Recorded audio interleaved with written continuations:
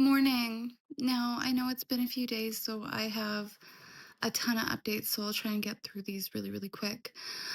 So last week, my regional police department got in touch with me, and I will say I went and filed a report, and it was almost pleasant, right? It was almost pleasant, which was a different experience than I've had in the past couple of years being in a domestic violence situation and dealing with the police.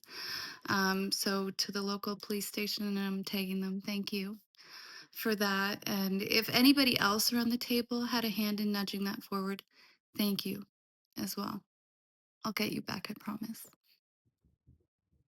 So we had a little chat, and obviously there's things going on there. I've been providing them with some information, but I will say that in the interim, as I come upon evidence for this case, I will also be publicly posting it online so we can all solve the mystery together. Now, considering all the things that I've been through in the past few months, and I'll show you what they are in a couple seconds because I made a list. Considering what I have been through in the past few months, I will say that my latitude for trust is very short. The reason that I escalated this to the RCMP and to the government was that I know exactly how many cops live in my area. I know exactly how many. Did one of them watch my dog? I pass, people with doodles by the beach all the time. Cops have an energy signature to them, and I can usually spot them on site. Quite a few parents at my kids' school. Now, I know that you're aware, at least in part, of some of the absolute terror that has rained down on my life, which means it's complicit,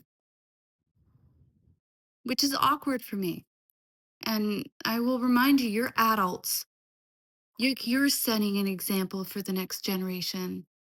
And honestly, the awareness that, all of this has come from people that trump me in age just makes me want licenses for pregnancies. I am so sorry for humanity that we live in the space that these are the people that we're supposed to look up to. Now, as promised, I know I posted a ton of videos in this section of my webpage, but I've gone through and made a sort of a timeline, a short line of events that have occurred in my life. And while some of this may be circumstantial evidence, like some of it may be, the fact that there is this much raises some alarm bells. It raises some alarm bells and tells me that somebody has tortured me on purpose. Now, I had a friend the other day tell me that some of my videos I looked frantic. And, as I go through them, and I'm going through them now because I'm doing something else, but I'm going through them now and I do look frantic. Like, there's times that you can definitely tell the wave of the emotions that I had to go through to get through this shit. But what the hell do you think people look like when they're going through this? What do you think that they're going to look like? This is a very well planned program to have me institutionalized. The fact that I have leveled out after this crap is pretty monumental. And I don't even think that the fact that I got through this without going nuts was because of me. I think it's because of this project. I think that if I didn't have something, a piece of hope to run towards, that I could have some impact on this shit not happening again, I would be lost, right? And that was the purpose of it. I wouldn't be here if I didn't know that I could fix it. Now you can see that there'll be a whole bunch of additions at the bottom of this listing that I'll talk about later. Like, I'm also writing a couple reports. I've had a lot of challenges in the legal sector of, all of Canada. And I've also gotten a whole bunch of followers that I think is basically algorithm manipulation. But I will say this. You may think that doing a favor for a buddy you haven't heard from since university, like not responding to somebody or specifically trying to delay certain things from happening, isn't part of organized harassment. Like, you may think that, but you would be wrong. You're just a finger of an arm of a big process, right? But you're still there and you still understood that it was wrong. It's just you thought your part was so small that nobody would notice and everybody would just shrug their shoulders, right? This brings me to empathy. Like everybody should have an empathy line in their head. It's like, how far are you willing to go to hurt another person before you put your hand up and you're like, nope, I'm not willing to do this anymore?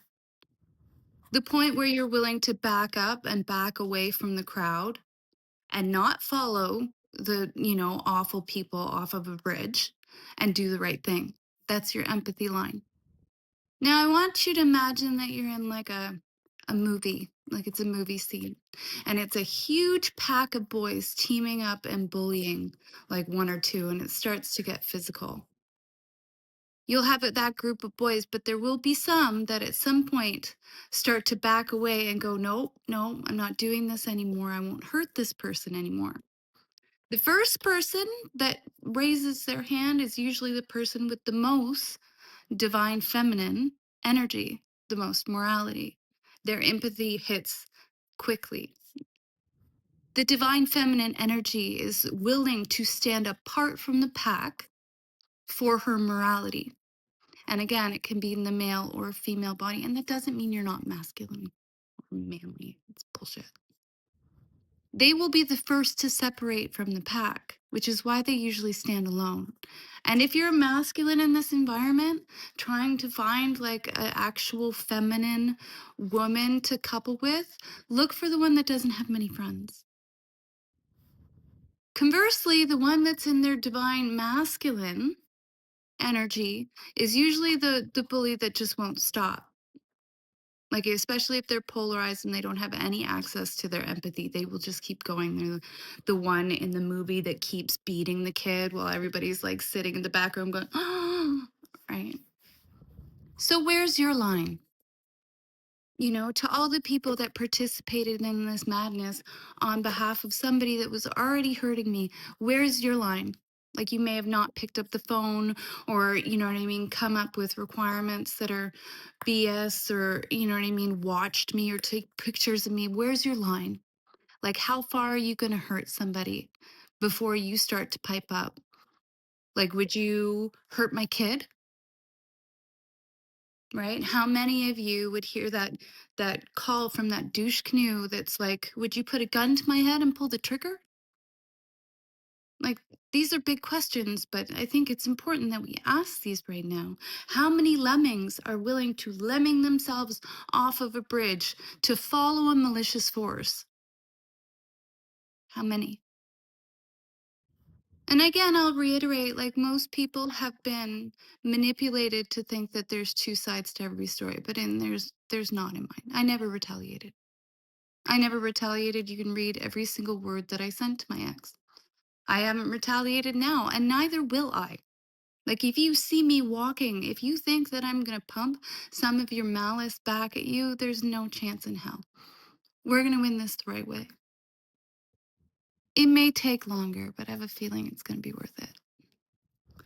Now, that same friend commented that I look a lot younger in person than I do online. And that's 100% true. Cameras hate me. Like they really do, like in a really fundamental way, which makes it harder than I'm socially isolated because it's like not a lot of people get to experience me in person, but it's a completely different experience. When you're a kid, when your mom always used to say that bullies are jealous of you, and you're like, I'm ugly. Why would they be jealous of me? That sort of thing. They are jealous of you. There is some way that they are trying to get one up on you. They're trying to compete with you. And it's like, because they're trying to get on top of you, they can either make themselves bigger, which would require self work, which many of them aren't willing to do, or they have to make you smaller. They have to put you below them so that they can win whatever fucked up, Delulu shit is in their head. But in many times, this isn't about your looks. Like, I grew up huge. I was the ugliest kid in school until I left, right? I was not a good looking child, I guess atypically. But you know what I mean? I got to that later, but it was never about my looks. It was about something different. You ever notice that most bullies are always negative? Like they're always complaining, like every day. Like they're complaining about everything. Something is always wrong. They may be joking about it, but their joking is usually also centered in malice. Like they're they're negatively pumping information that's just negative and bad. They live in a bubble of negativity. And here's the kicker: the ones that get bullied are usually naturally happy.